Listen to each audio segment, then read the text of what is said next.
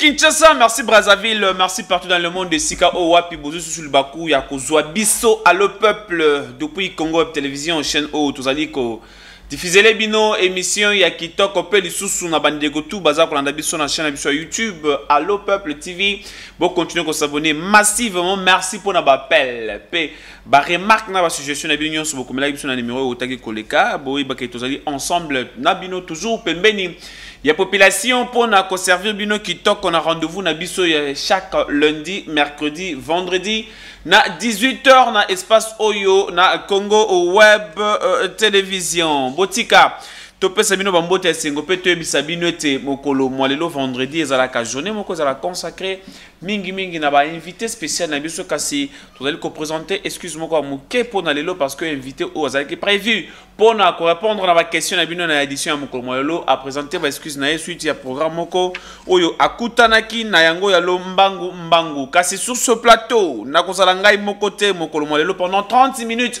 Toko tali sebino mayo ezali actualité na kati ya mboka pi toko débattre yango elongo na Naomi Mbia oyo azali consort na kati ya Allo au Peuple mwana mboka boni nzoto. Nzoto ezali malamu mwana mboka José Mboulay 650 mbote na bino nyonso bayevo mesana kolanda biso soki ezambala na yo ya liboso na kosenga na yo s'abonner na page Facebook na biso pe na chaîne na biso YouTube po yeba kozanga actualité pe ba analyse na biso to sala na kati ya Allo Peuple ezali espace na bino. Très bien, espace na bango, espace na biso awa na Allo Peuple to betara mai o itali mboka o itali évolution ya situation socio-politique o ezala pembeni pe ya population oyo ezali mingi pona ko valoriser ba institution nyonso ya mboka mission na biso ezali nde pona ko communiquer autrement donc bino ba responsable la ba institution bino ba responsable ba établissement ya l'état ba établissement nyonso ndenge ozana besoin o lekisa message na yo to ozana besoin o communiquer dignement contacter biso na ba numéro ezali affiché na ba écran benga biso comme biso na WhatsApp.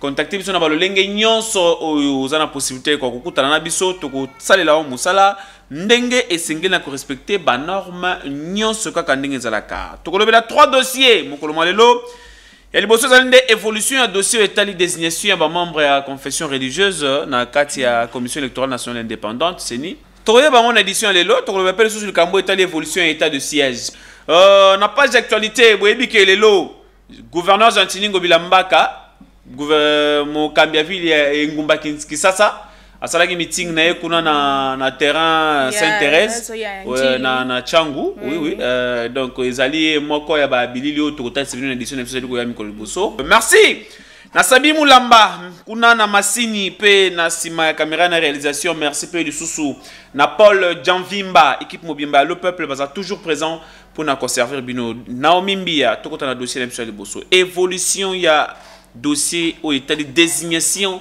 il y a des membres de confession religieuse na commission électorale nationale indépendante lobby conférence de presse moko sali maki kuna na centre interdiocésain il pas wapi bandeko ya Senko na bandeko ya SCC basanganaki iboso bapanzi sango bimisi makambo Mahambalobi kuna esalina nzoto malili balobi que bazali disposé à accompagner nation donc ton peuple disposé à accompagner nation ton peuple pour être bon qu'on a gagné Paris pour na ba élection ya malamu na 2023 bazana raison to bazana tort parce que balobi makambo ebele balobi que non il faut bazali ko senga na peuple à barrer nzela à empêcher prise en otage de la commission électorale nationale. Est-ce que prise en otage de la commission électorale nationale, vous avez senti rien? C'est ni eza ko risquer la prise en otage par qui et pourquoi et par quel moyen? On est allé mituna ebele bisonyon soto tuna naka parce que babandi ko kota ba réunion soit ko sangana leloti. Babandi mwakala. Et puis nous, peuple congolais, peuple congolais, bazolanda biso, et belé babetaki babetaki lisolo na ba micro na biso kono, lokola ba longo liango na ngamba ba politicien ba na ngamba ba confession religieuse, ezali structure moko ya ba mesana côté ya biso droitière soit kotambo ya biso na nzela we longo bani, donc na ngambu na bango solution et komona. Mais jusqu'à lelo, oui mais jusqu'à lelo, to sali komona pe solution ngote. basali ka robimana bilili mutu na mutu azana version na ye, on ne sait pas qui dit vrai. Pour autant sur les attentes de la population, il y a une de population azali kozela 2023 et diembeli social les a passé. Donc peuple azali kolela mais comment na bango bazo mema biso de gauche à droite ezali likambo moko malamu te. Population na minito azali na posa ya solution pour na ko trouver nani akokumba seni. Et surtout pour na ko respecter calendrier électoral. Surtout pour na ko respecter calendrier élection faut célébrer en 2023. Exactement. Mais comment na point de presse bozo kendo dévaler makambu yake o aza logé dans tel, ça nous intéresse pas. Ils ont rapporté nini na peuple azolanda biso na minito. Ya za logé, est-ce que peuple wana lala kanesikani? En plus balobi ke bako utiliser ba moyens légaux, civiques, démocratiques, pe pastoraux. O ezali na disposition na bango pour atteindre objectif électoral. Et objectif électoral na bango ezani. Objectif pour na bango ezani. Eza ko salisa mapona mi ya malamu. Mais ce que ça pona ko salisa mapona mi ya malamu c'est que il faut que ne malamu la désignation ya ba membre oyo ba population sana kati ya kozela. Qu'est-ce qui bloque? Qu'est-ce qui bloque? Non mais ils ont dévoilé des histoires non mais je te dis que awa na édition de l'eau toko bimisa makambu oyo bango ba dévoiler. Bango ba lobi que menace, pression, intimidation, tentative de corruption. Nde biloko oyo ezali ko bebi sa candidature ya mwana mboka Denis Kadima. Oyo si confession religieuse. Si konga pena tuna. Mutongo zo corrompre bango eza nani Denis Kadima. Non mais c'est ça le problème. O tozali biso to ko senga na basali ya Nzambe. Bazala na courage ya kotangela peuple congolais kaka kingandi songolo pakala muto abengaki biso amenasaki. Tchaki biso pression, intimida ki biso et loba ki na biso ke Kadima ou rien, c'est ça. Mais bango baso tika ka biso kana ba suspense, Pourquoi ce suspense? Et pourquoi ce suspense? Est-ce que oza komona ke démarche wana oyo bande kwa scène kona SSC bazana ngo eza ko sunga to ezali ko amener peuple na espoir ya élection en 2023? Pour moi, ça fait un moment, soit temps eleki ngongeleki, il a fallu déjà solution ezala, soit mokambi ya seni déjà zala ici à Monanaki. Si Denis Kadima pour moi, s'il pose problème, est-ce qu'il est le seul à être compétent ya kozala nesika wana? Non mais non, ça c'est une de questions. C'est par là ne ba sengi bango balobi boye. Ba repesa candidature te. Donc SCC na Senko. Ba repesa candidat te. Mais ba sengi au moins dans les 6 confessions religieuses wana mususu ba présenter kombo ya mutu mususu en dehors ya Denis Kadima. Mais ce que bango bazwa kize bango déjà que Denis Kadima n'est pas dans le bon. Est-ce que o ba ko présenter wana lisusu est-ce que kozala lisusu dans le bon? Ou bien ba commencer la biso théâtre soit ba commencer kanana population a mais ça na Hollande biso. On ne sait pas, Torosuka wapi, Toro Kende wapi na ba dossier oyo, yango toza ko leka mbangu nanto zonga na régie avec Sabi Moulamba. Na même idée, na marambo etali désignation ya ba représentant confession religieuse na niveau ya CENI.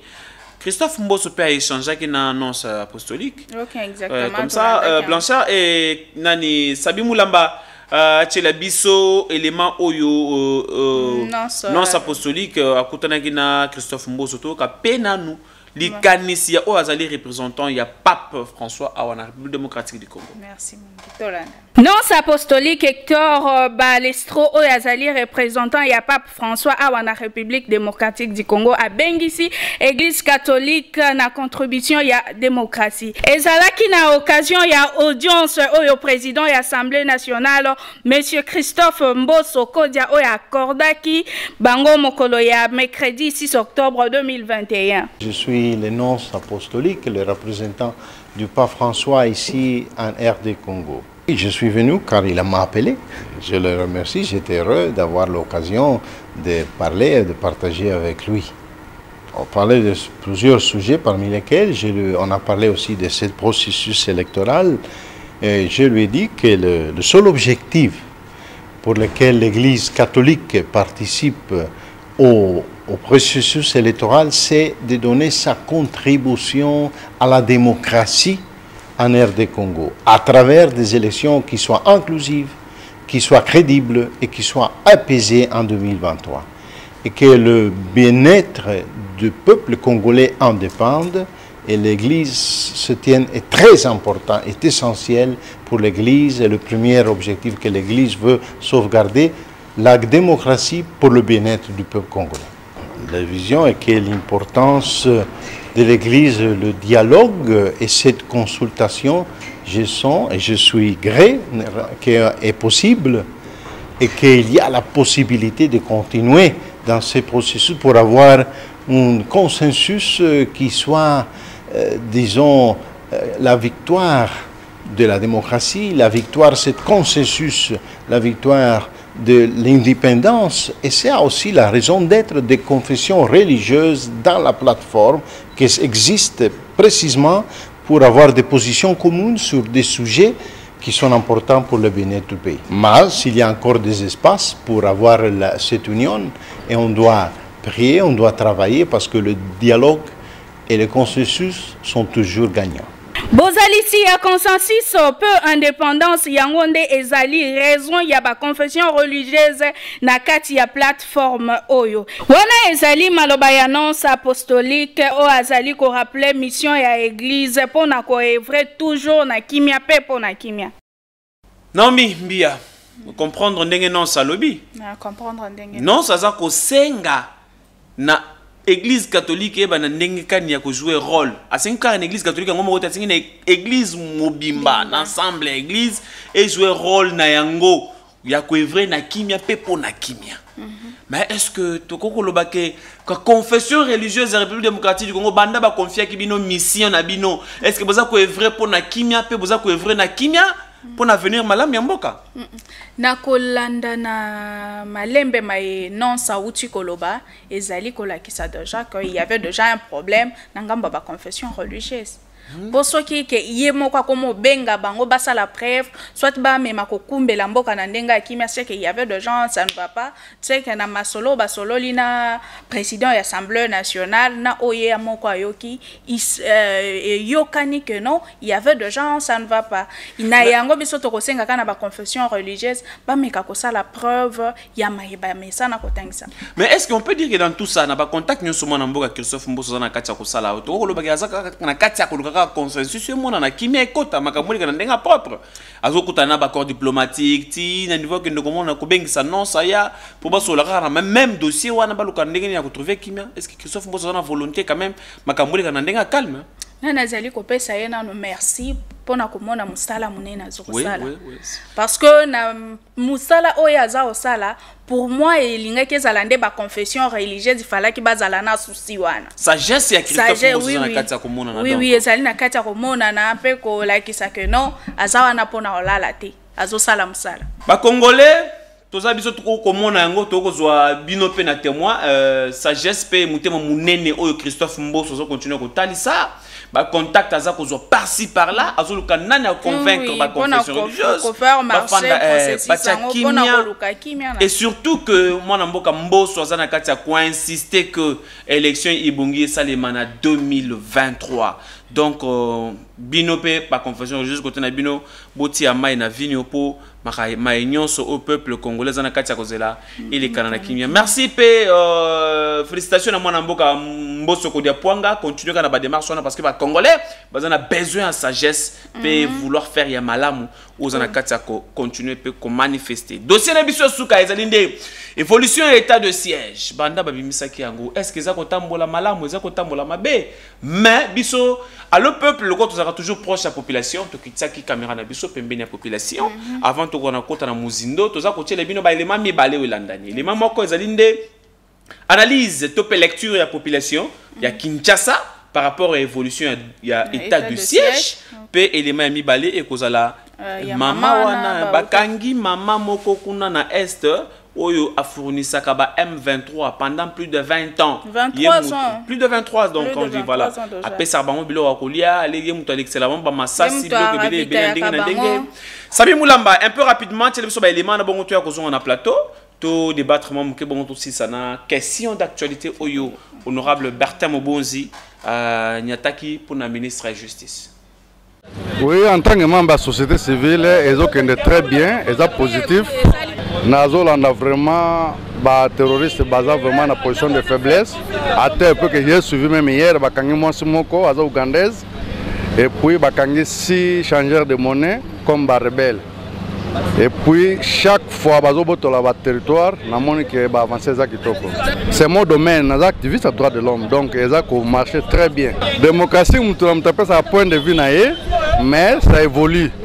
Parce que tobana ko kanga ba mindelete ba kangi jordanien moko auti ko financer ba rebelle na kata zamba lobby ba kangi une femme alimentaka bango ale sa bango mama eza makamoko ezaka na processus que ne malembe donc on peut pas aller na rapidité nyonso parce que mboke kota ki net moi moswana a bande ko alimenter ba terroriste durant 23 ans.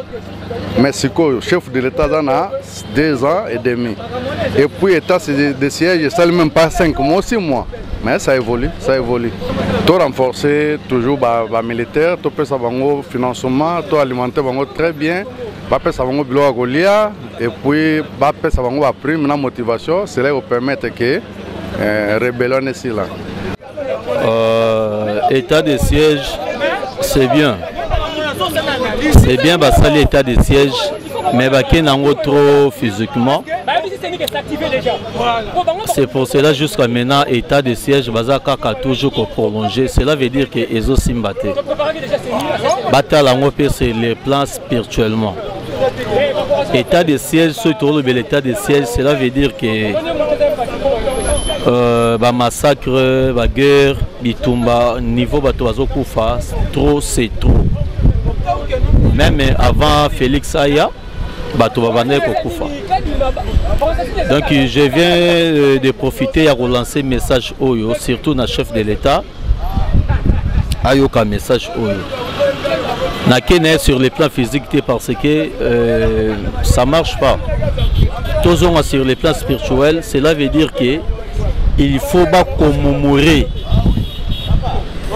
tous les morts au bazar ba innocence na niveau ya est. C'est très très important. Donc ça fait mal ceux qui besoin reconnaître que kunda milimo ya bato wana te. Tête à moitié voilée, Madame Kavira, 56 ans révolue, résidente à Bunia, a été arrêtée à Mahagi par le service de sécurité avec 3 cartes d'électeur congolais et une carte d'identité ougandaise avec sa photo, mais de noms différents. Plusieurs couteaux, dont les poignards militaires, ont été découverts dans son sac. En plus, une importante quantité de vivres dans la voiture qu'elle devrait ramener aux rebelles ADF. A-t-elle dit? Présentée au gouverneur militaire de l'Ituri, la dame avoue avoir intégré les ADF il y a 23 ans.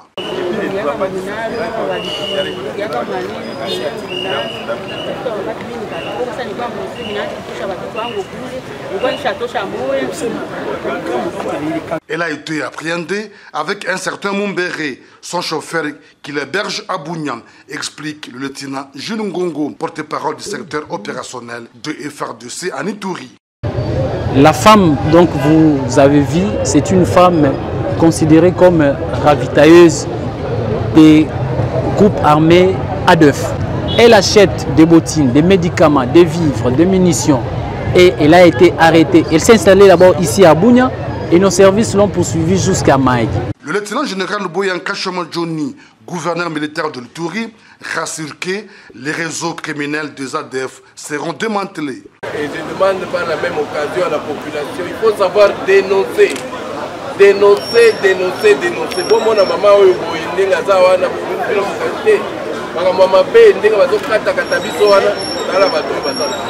voilà. 23 ans dans les ADF. 23 ans. La population salue le travail des services de sécurité et des forces de défense. Entre-temps, la dame et son chauffeur sont mis à la disposition de la justice militaire. Naomi, eza osala pasi tokomona ke na ngambu mususu bazali koluka kimia ezonga na kati ya mboka tomonaki awa à chaque fois ba image ezoleka ka na internet soutien à Beni paix à Beni mais lelo tomona asu ba image wana te kokanisa ko non biso bana mboka tosangana liboke tochana maboko po na ko trouver solution na maima zali kolekana na kati ya Beni mais kotala mama oyo que pendant 23 ans musala ye asalaka eza ya ko ravitailler benemi o bayaka ko boma bandeko na ye ça fait très mal. Ça fait très mal. Ça fait très mal. Donc, je me rappelle qu'un moment Christophe Mboso a lancé qui appelle Moko pour Oloba que non, Koyebi ba élu du peuple. Il faut quitter les groupes armés. Ozomona que bateau baza au centre makamonga bateau baza ko vanda kuna. Ngana zomi tuna kaka est-ce que kibomoto elongwa bango to bazalaka nango kaka. On a besoin de Kinois, Bolandi ndenge ba Kinois mususu ba analyser awa évolution et état de siège. Mais de l'autre côté, boyo kolanda le lenge kani batu kaka o baza kuna na est ba komisa ngo cop na bango business na bango me yakobomaka batu. Ko tchaka kaka trouble na kati ya mboka en tout cas biloko boy ça c'est pas encouragé. Longo na vraiment na ba forces armées de la République démocratique du Congo, FARDC. Gouverneur Luboya, c'est Luboya oui, c'est gouverneur Luboya où il y a gouverneur militaire. Gouverneur militaire Luboya où il y a Ituri. Longo n'y a quand même na musala tozo ko senga a continuer ko frapper boye, ko détecter batu nyonso oyo, baza ko continuer ko semer ba makambo ya mabe. Congolais sengeli ko sambela, Congolais bongola mitema, boyete.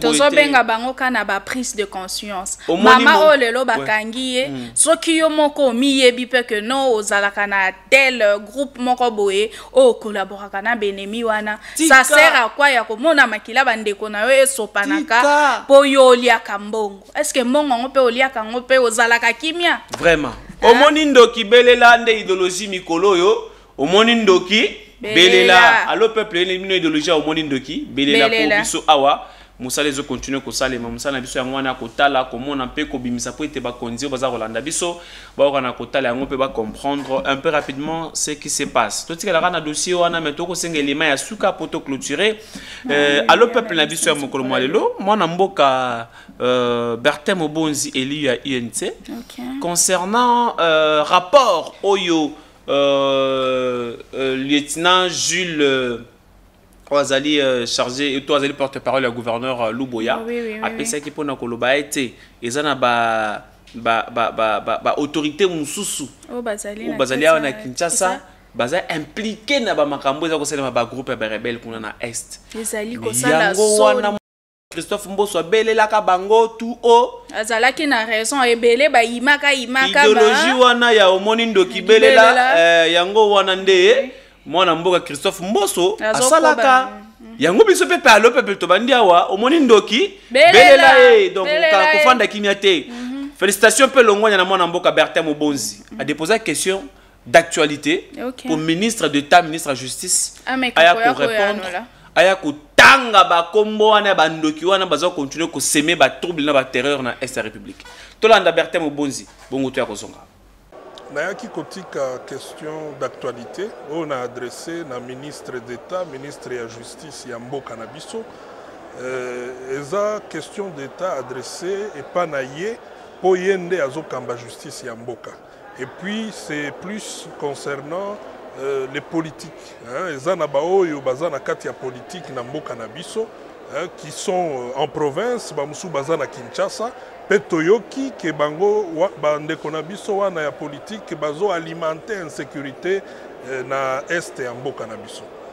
Non nakanisi motuna oyo touti kotuna na ministre ya justice ba congolais nyonso il faut batuna yango président ya assemblée nationale ye moko mukolo musu awa toyoka ki alobi ba député il faut ba bima na ba groupe armé porte-parole militaire ya gouvernement militaire ya Nord Kivu auti koloba ke ezana ba politicien ebele bazana Kinshasa bao bazo alimenter insécurité na est ya mboka alobi peke ba rapport ezali bango basi batinda ba rapport.